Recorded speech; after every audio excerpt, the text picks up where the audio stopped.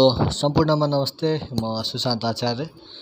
आज कक्षा 12 को परीक्षा सकिएको पनि लगभग 3 महिनाभन्दा बढीको समय भइसकेको छ र कक्षा 12 को नतिजा पनि आइसकेको छ र आज मैले यस भिडियोमा कक्षा 12 को छुट्टीको समयमा मैले सिकेका, गरेका र बनाएका प्रोजेक्टहरू के छन् भनेर देखाउन चाहदैछु। मेनली चाहिँ मैले IoT को प्रोजेक्ट बनाएको छु, जस अन्तर्गत एउटा कारको नमुना छ। त्यो कारको नमुनामा चाहिँ अब्जेक्ट अवोइडिङ कार भन्छ त्यसलाई।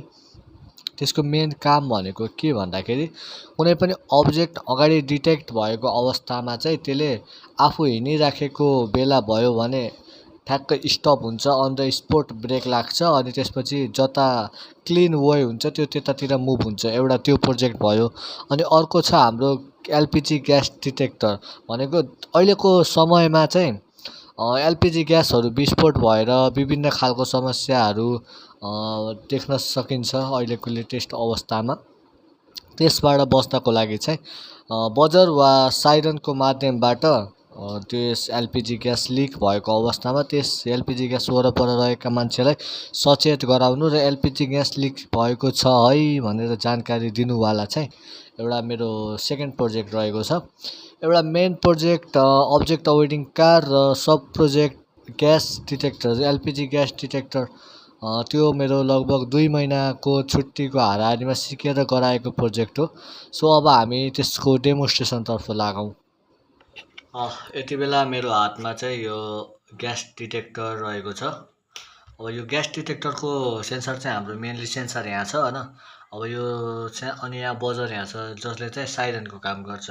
मतलब ग्यास डिटेक्ट भएको अवस्थामा चाहिँ यो दुईटा बजरहरू बजेर त्यो वरिपरि रहेको मान्छेलाई चाहिँ एकदम सचेत गराउने काम गर्छ यसको। अब यो बजरको मेन मोटिभ भनेको अनि यो सेन्सरको मोटिभ भनेको चाहिँ ग्यास डिटेक्सन हो। अब यो ग्यास डिटेक्सनको लागि हामी ठुलो ग्याससँग त जान सकेन। अहिले डेमोन्स्ट्रेसनको लागि मैले लाइटर युज गरिरहेको छु। सो अब हामी यसको डेमोन्स्ट्रेसन हेरौँ है त कसरी यसले काम गर्छ।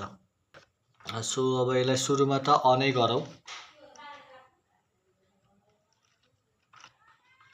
यो अन भइसकेको छ है। त्यो सक्सेसफुल्ली अब जस्तै मैले यो लाइटरको हल्का यो प्रेस गरेँ भने चाहिँ यहाँबाट LPG ग्यास निस्किन सुरु हुन्छ। सो यो हल्का प्रेस गरेको यसले डिटेक्ट गरिसक्यो। सो अब एउटा मेरो प्रोजेक्ट चाहिँ यो थियो। अब अर्को हामी प्रोजेक्ट नम्बर 2 अब्जेक्ट अवोइडिङ कारतिर जाउँ है त। यति बेला फेरि project number 2 object avoiding car मेरो हातमा आइसकेको छ। अब यसको काम चाहिँ मैले सुरुमै भनिसकेँ। अब्जेक्टलाई डिटेक्ट गरेर अनि स्टप भएर अब आफ्नो कतापट्टिको सही पाथ छ त्यतापट्टि मुभ हुने चाहिँ यसको मेन काम हो। सो अब यसको पनि डेमोन्स्ट्रेसनतर्फ लागौँ। यसको पार्ट पूर्जा मेनली डिस्क्राइब गर्नुभन्दा पनि यसको अब यसले काम कसरी गर्छ भनेर चाहिँ यसको विस्तृत जानकारी हेरौँ। So let's start.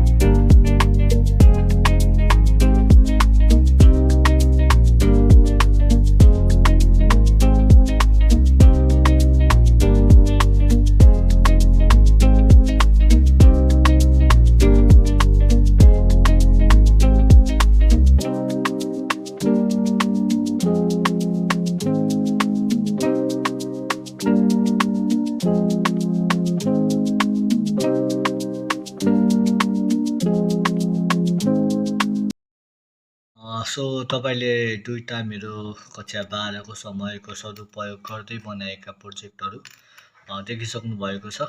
दुईटा प्रोजेक्टले चाहिँ कसरी काम गर्छ र त्यसको मेन काम भनेको के हो भनेर चाहिँ मैले त्यो दुईटा प्रोजेक्टको बारेमा एक्सप्लेन गरिसकेको छु।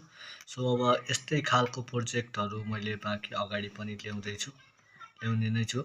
So thanks for watching. भेटौँला अर्को भिडियोमा। बाई।